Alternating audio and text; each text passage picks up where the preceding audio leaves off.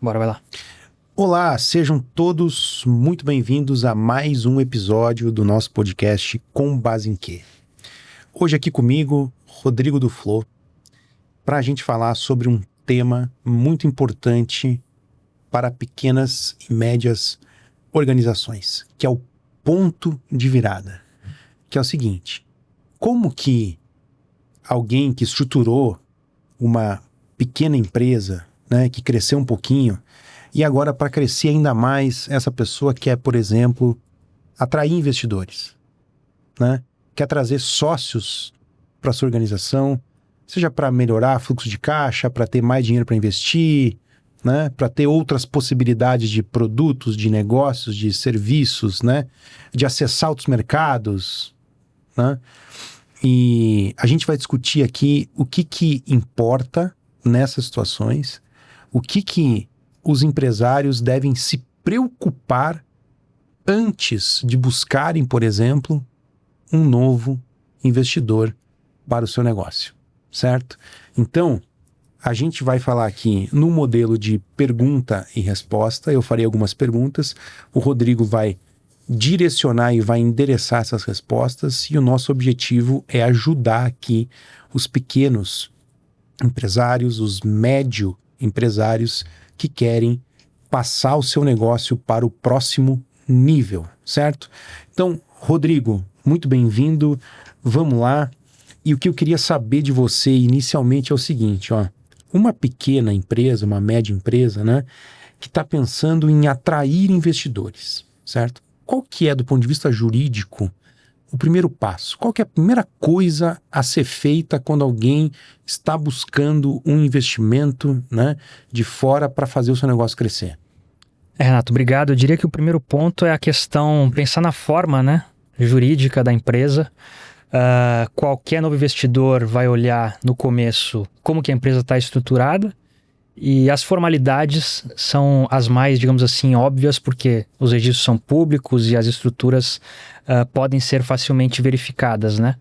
Então, o básico, obviamente, é pensar, a empresa é uma limitada, qual a estrutura dela, faz sentido ser uma limitada, faz sentido pensar, porque limitada é o tipo mais comum, né, no Brasil, porque não tem questão de publicação de demonstrações financeiras. É menos complexo, né? Tem uma complexidade menor, não precisa ter conselho, muito embora algumas limitadas tenham e nem toda SA tenha, mas via de regra a SA, Sociedade Anônima, é uma estrutura comparativamente limitada, mais robusta.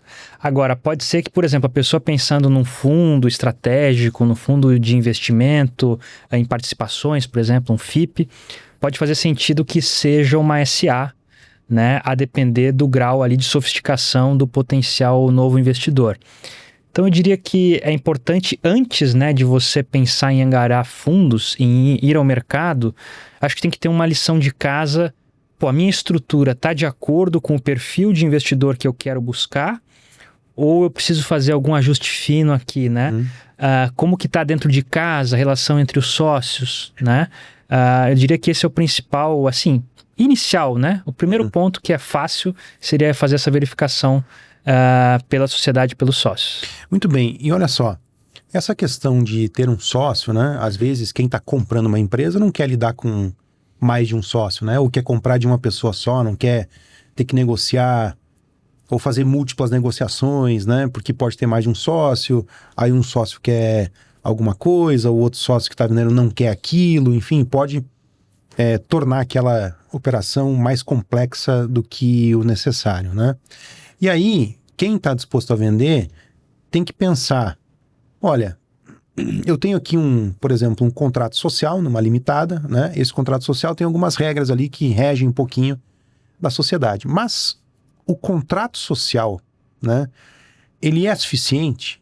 Ou há necessidade, por exemplo, de se ter, mesmo antes do investimento, um acordo de sócios prevendo o que vai acontecer, se alguém vender, o outro tem que vender também, se tiver uma oferta, o que acontece, né? As partes podem ter qualquer tipo de comportamento, tem que se comportar de uma certa forma. Qual que é a importância e até a necessidade de um acordo de sócios, inclusive antes de uma rodada de investimento? Excelente pergunta. A gente falou um pouquinho já de acordo de sócios aqui em outros episódios, mas até quem se interessar ali pode ver que a gente tem alguns episódios sobre esse tema. Mas eu diria aqui, respondendo a pergunta, primeiro é importante ver a estrutura da sociedade, né? Então, se é uma estrutura que tem um sócio controlador, se tem sócios mais ou menos em pé de igualdade, se tem muitos sócios, poucos sócios, se tem stock option, se tem colaboradores que têm opção de compra de cotas ou de ações. Então, acho que isso também faz parte, né? Mas eu diria que é interessante se pensar no acordo de sócios antes de um eventual ingresso aqui de uma rodada de investimentos, quando você pode ter estruturas com vários sócios ou com interesses desalinhados, né? Porque pensando aqui do lado de um potencial comprador, investidor estratégico, como você já colocou, né? É comum, por exemplo, que um fundo não queira, sei lá, tem 7 minoritários ou 7 sócios, melhor dizendo, com uma participação mais ou menos parecida. Bom, obviamente não faz sentido, não é eficiente ter 7 negociações diferentes para a compra de uma empresa, sendo 100%.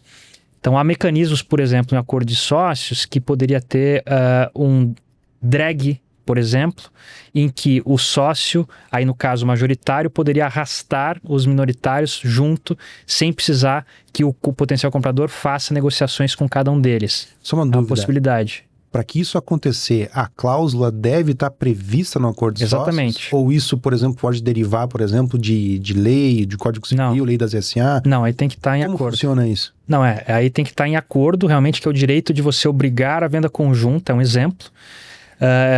Tem que estar em um acordo de sócios aí assinado e arquivado na sede da empresa, seja ela limitada ou SA. Se não tiver isso, não é uma questão legal ou mesmo jurisprudência ou regulação, é realmente um direito contratual, mas que é bem comum no mundo societário justamente para facilitar uma eventual venda futura. Então, esse é um exemplo, né, de cláusula que a gente poderia ter. Agora, outras, se não é uma aquisição de 100%, pode ser um investidor que tem interesse em virar um sócio estratégico, talvez até minoritário, sei lá, com 20% de participação, 30% que seja. Também há de se pensar aí na governança disso. Porque nesses casos, por mais que possa ter um acordo de sócios prévio, seja interessante ter, muitas vezes o investidor vai entrar e vai querer renegociar. É comum. Ele falou, eu vou comprar 20%, 30% da sua empresa, mas eu quero agora ter, sei lá, direitos de veto. Só estou dizendo pelo seguinte, não necessariamente pelo fato de já ter um acordo de sócios, que esse documento vai seguir eternamente. A partir do momento que tem um novo sócio, eu diria que é esperado que haja uma renegociação do estado daquela empresa naquele momento, né? Uma nova fotografia tirada naquele momento, e depois a gente tem o filme, né? Os acordos de sócios são fotografias a cada momento da empresa. Então, só uma pergunta aqui, e talvez muita gente possa ter essa dúvida. Então, digamos que tem 2 sócios numa limitada, tem lá um acordo de sócios. Quando entra um terceiro, pode ser uma pessoa física, pode ser uma outra empresa, pode ser um fundo, por exemplo, né? Este sócio entrante pode querer renegociar, inclusive, né, as relações entre os sócios daquela empresa. Portanto, neste caso, o acordo de sócios que existia até então entre os 2 sócios que estão vendendo, né, vai deixar de existir e vai passar a ter um novo acordo de sócios agora com os 3 sócios, ou aquele ainda pode existir entre os 2 que estão vendendo? Então, vamos lá. Não tem uma resposta aqui, sim ou não. Eu diria que o usual é que o novo entrante exija que aquele novo acordo de sócios prevaleça sobre qualquer outro anterior. Certo. Mas pode ter uma estrutura, por exemplo, que você tem um acordo de sócio entre minoritários, paralelo a acordo de sócios entre diferentes blocos. Por quê? Não necessariamente você tem só um acordo de sócios. Perfeito. Você pode ter mais de um. E para isso tem que entender, de novo, qual é a estrutura societária daquela empresa, quem são os donos do negócio, o que o fundo, ou sei lá, o sócio estratégico, o investidor anjo que está entrando quer. Então, aqui realmente tem que ter uma análise, olha, pode fazer sentido ter mais de um acordo de sócios, assim como pode fazer sentido ter um só e esquecer do passado, digamos assim. Ou seja, ter um que se sobrepõe aos que foram anteriormente assinados. E aí, a partir daquele ponto, vale só aquele novo assinado. Ou relações distintas. Por exemplo, um controlador, o sócio majoritário pode ter acordos de sócios individuais com sócios minoritários. Por quê? Pode também ser que o sócio majoritário não queira ter os mesmos termos e condições e cláusulas contratuais para todos. Então, tratar, né, igualmente os iguais, desigualmente os desiguais. Acho que aqui também cabe uma análise, mas o ponto aqui, para ser pragmático, tudo isso tem que ser pensado, né? O objetivo aqui é a gente falar um pouquinho de o que eu tenho que me preocupar com o novo investidor. Tudo isso tem que ser pensado, né? Você tentar antecipar as etapas e o que pode ter de discussão, para não chegar e falar, pô, achei que era uma coisa, outro achou que era outra, né? Acho que aqui é mais uma provocação de, olha, esse é um outro tema importante para se pensar. Tá bom.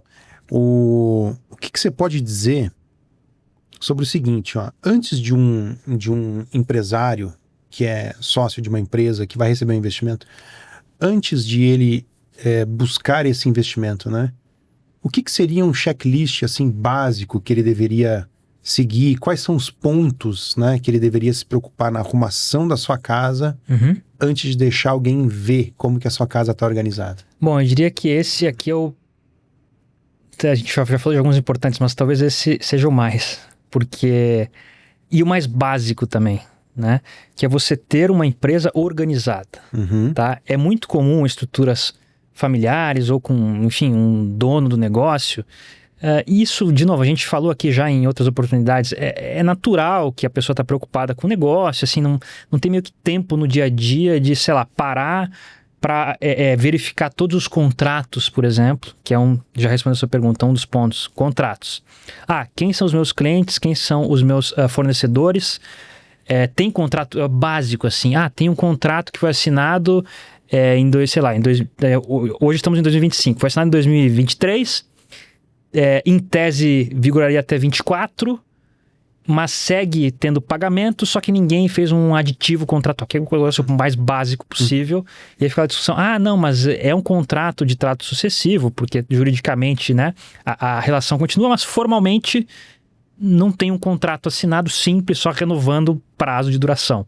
Então, coisas básicas assim, acho que já tem que ser vista, para, de novo, não chegar alguém, um terceiro, com assessores, advogados, que vão apontar o dedo e falar, pô, você nem fez isso, né? O básico, assim. Então, eu diria que organizar, acho que contratos é importante, né?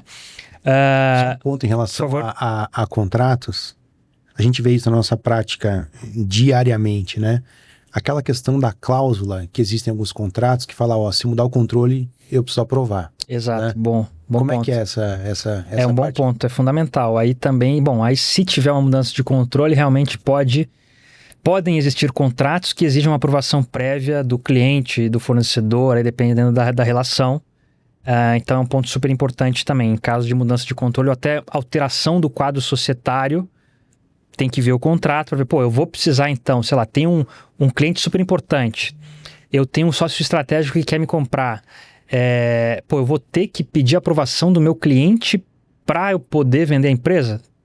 Se tiver escrito no contrato, sim, né? Você vai ter que às vezes pode ter um desgaste, o cara tem que ir lá explicar para um cliente importante, falar, veja bem, eu estou vendendo a minha empresa. Aí o cliente vai falar, como você está vendendo? Eu confio em você. Não, mas veja bem, é um grupo, né? Tem aquela coisa, é um pessoal aqui, sei lá, uma empresa multinacional. Tem que fazer uma declaração. E às vezes então, só que isso tem que ler o contrato, não tem assim, obviamente se não tiver nada escrito, tudo bem, né? A regra é que você pode, né, fazer o que você quiser, não ferindo a lei. Então, acho que esse ponto é super importante. Tem um outro, Rodrigo, que a gente vê também bastante, geralmente não se dá tanta bola, que é a propriedade intelectual, né? Perfeito. Se a empresa tem a patente concedida, se fez o depósito, mas não está concedido ainda, isso costuma dar muita discussão ainda, né? E também é outro ponto básico, a gente pode pensar, domínio, né? Vários casos assim, o domínio, sei lá, o domínio lá .com.br. Aí fala, não, mas está no nome de um sócio pessoa física que começou o negócio e nunca passou por uma PJ. Que é básico, você vai lá, paga uma taxinha e muda o dono do domínio. Mas, então, eu diria que domínio direto e marcas também. Tem uma marca lá que também ou foi registrada no nome errado, ou não tem exata categoria, ou não atualizaram no INPI aquela marca.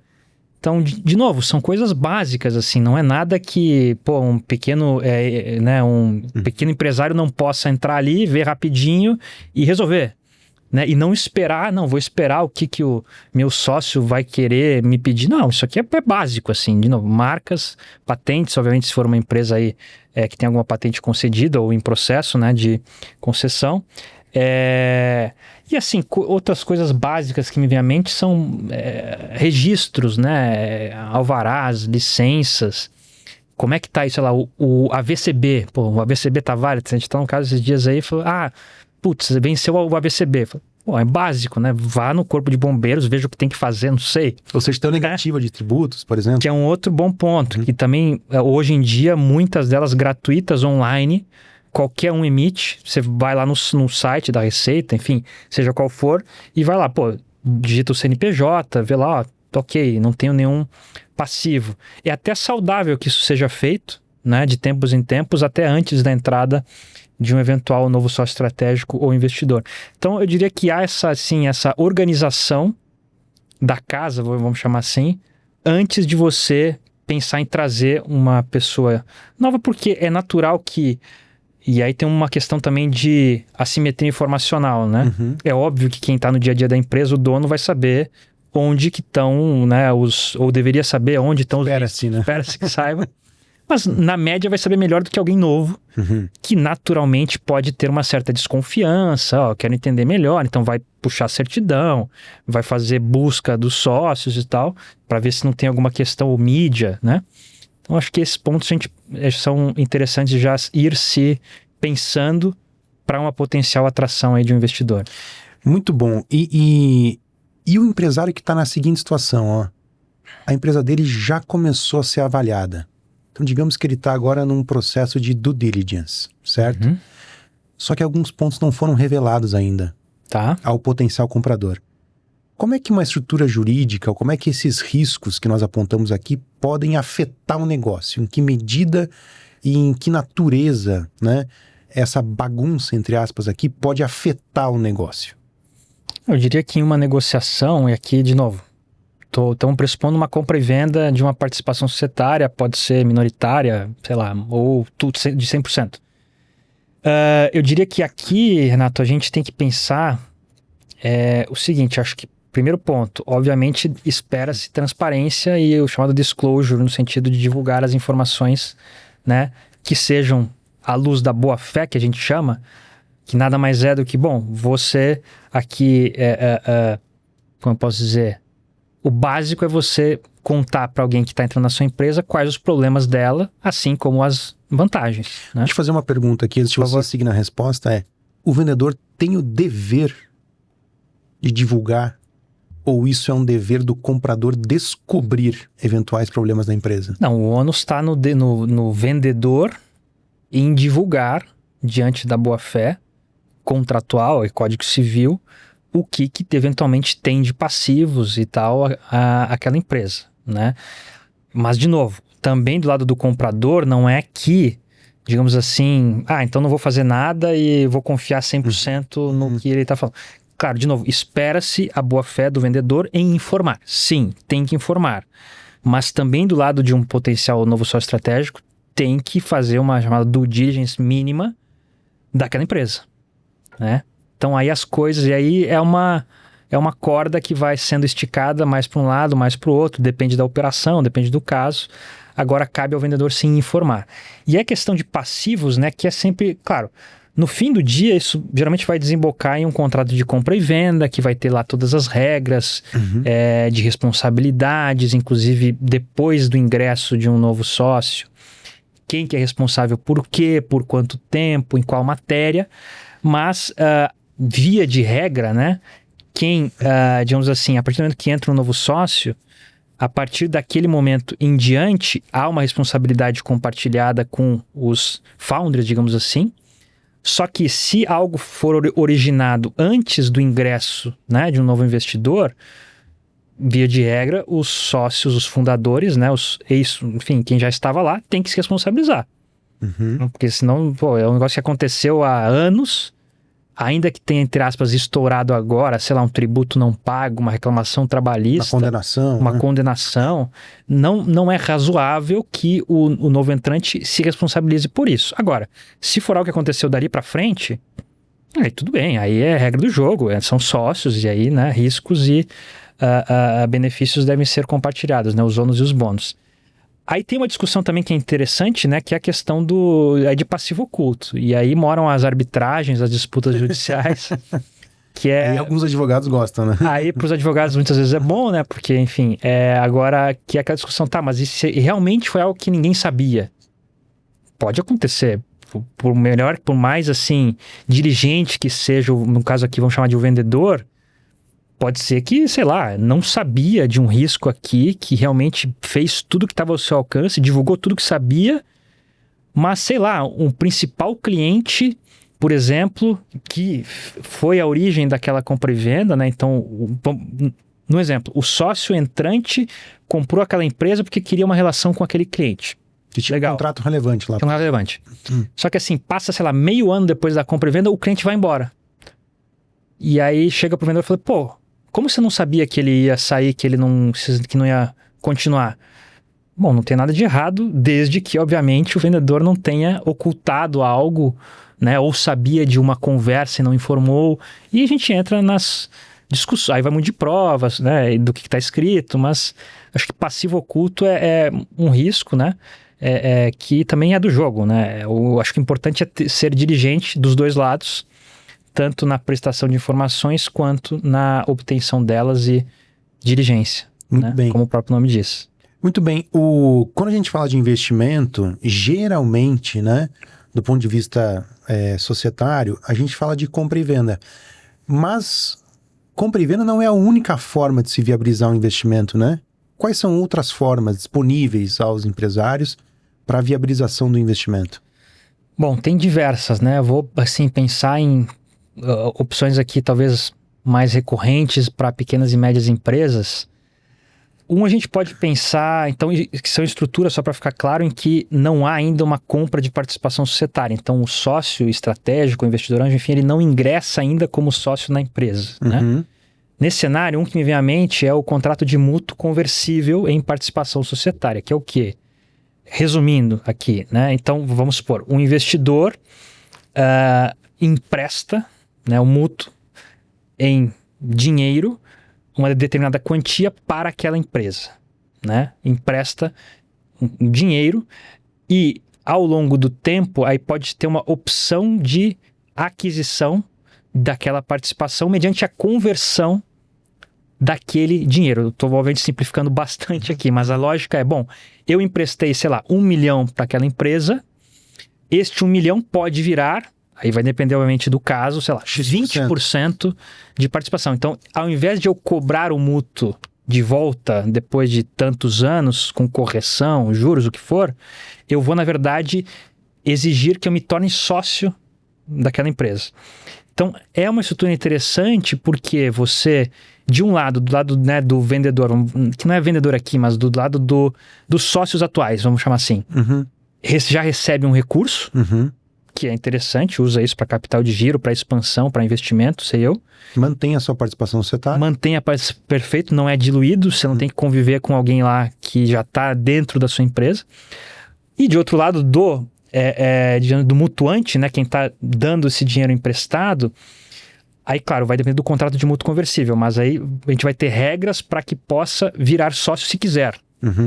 E aí, claro, de novo, depende do contrato. Quais as condições para isso, os chamados eventos de liquidez, em que o mutuante pode, então, virar sócio, ou ele tem que virar sócio se acontecer algo, ele tem que entrar, ou ele pode pedir a devolução do mútuo e não virar sócio, em que condições, aí vai muito da redação contratual. Só uma dúvida aqui, a quem cabe essa decisão, né? Porque pode ser o seguinte, um empresário, ele pode ter necessitado deste capital externo para, por exemplo, iniciar as suas atividades, certo? Só que vamos imaginar que o negócio deu muito certo. E aí ele não precisa mais daquele que seria o investidor, né? E ele fala, não, agora eu tenho condição de seguir com minhas próprias pernas e, portanto, não quero que este terceiro ingresse na minha sociedade. Ele tem este poder? A quem cabe a decisão de, não, agora eu quero converter isso aqui numa participação Ou o empresário que recebeu o aporte, ele pode dizer, não, agora eu vou pagar para você e você não entra mais na minha sociedade. A quem cabe esta decisão? Bom, a pergunta é ótima, a resposta é depende do que está escrito no contrato. Perfeito.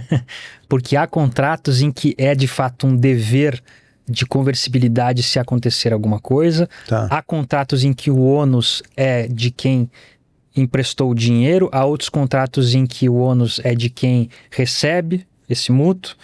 Então, aqui não tem uma resposta, eu diria assim, também certa, mas vai depender do que está escrito.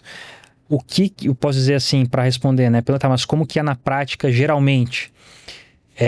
Geralmente eu vejo que o maior poder de escolha está na mão de quem dá o empréstimo. Geralmente. Não que não possa ser diferente. Sob a lógica de que, se eu estou dando esse dinheiro em empréstimo, essa pessoa vai poder ou cobrar porque recebeu o dinheiro ou virar sócio se quiser. Se quiser. E aí a pessoa lá vai ter que conviver com alguém no quadro de sócios em troca de ter recebido o dinheiro, entre aspas, adiantado para tocar a empresa. Mas pode ser que no contrato tenha alguma condição que não. Na verdade, os sócios atuais têm o poder de escolher. É possível. Aí é uma relação realmente contratual e por isso que é importante, de novo, também ter uma assessoria, né, interessante para que se avalie os riscos e quais os interesses de cada parte, que às vezes não são convergentes, para que no fim do dia o contrato funcione, porque muitas vezes o contrato às vezes serve para quando dá errado, né? Exatamente. Olha só, estamos nos aproximando aqui da parte final. Uma última pergunta aqui talvez é o seguinte, depois que o investidor estratégico entrou naquela organização, né? Como é que fica a governança? O que muda? Ou o que tem que mudar? E o que é preciso aqui em termos de cautela, em termos de cuidado jurídico para esta nova fase da empresa? Bom, de novo, aqui é uma resposta, claro, genérica no sentido de vai depender do caso, ou seja, pode ser um fundo estratégico gigantesco, multinacional, que entrou numa empresa familiar brasileira centenária. Obviamente vai ter um certo conflito, digamos assim, ou choque de culturas. Acho que esse é um desafio grande. O que é esperado? Que um novo fundo traga talvez uma maior governança, ou ao mínimo regras. Por exemplo, vai criar um conselho em que vai discutir questões estratégicas, ou vai ter reuniões periódicas para se avaliar os números daquela empresa. Então, às vezes aí pode ter também um conflito, né? Porque às vezes o dono vai falar, mas eu sempre toquei assim a minha empresa, que agora você quer implementar alguma coisa diferente. É do jogo, né? É até esperado que assim seja. Ou se você tem, sei lá, um investidor, não um fundo assim, mas um investidor anjo que investe um percentual baixo, né, em várias empresas. Agora aquela empresa vai ter que prestar contas, para que ele vai ter que enviar, sei lá, relatórios trimestrais com os dados do mercado, principais concorrentes, crescimento, faturamento, EBITDA, o que for. Também é possível. Então, eu diria que é esperado uma maior prestação de contas, né? É esperado, de novo, em troca de você ter um sócio estratégico, desde que você queira ter, porque também tem caso, a gente está falando aqui, em meios de você atrair sócios estratégicos e cuidados, mas tem empresas que o dono não quer, né?